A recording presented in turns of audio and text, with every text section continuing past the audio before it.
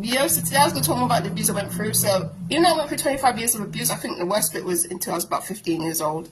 And then, but one of the most scariest parts, I think, is the sexual abuse, which is mainly come back to me in flashbacks as an adult. And for some incidents of inappropriate behaviour, especially from my mum, where she was just very creepy around me until I left. And I think one of the worst things about the sexual abuse is that it's because it's in many flashbacks and nightmares of stuff that happened in childhood from my mum and various other people. I haven't really got like physical evidence. I can't prove that anything happened.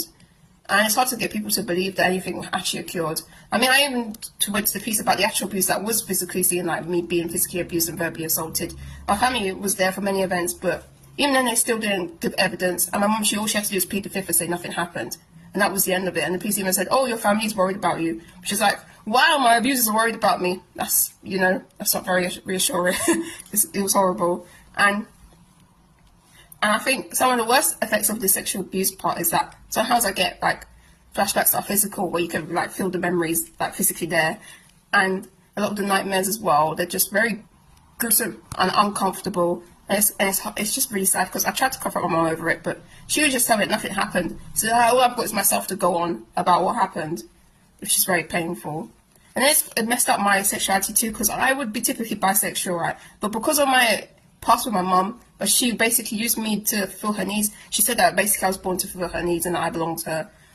It means it's really hard to be with a woman because I get bad flashbacks, of my mum when I'm around women. I even when around men, because I've been mistreated by men too, it's very hard.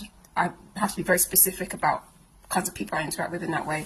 And it makes friendship hard too, because like a lot of experiences that people would have, I wouldn't really understand or relate to, because I've lived through a different upbringing with my family. And it also makes therapy and the mental health system really hard, because therapy uses a lot of models and systems of healing that I wouldn't be able to actually get to, because I've not lived that kind of life. My life was more one of a survival and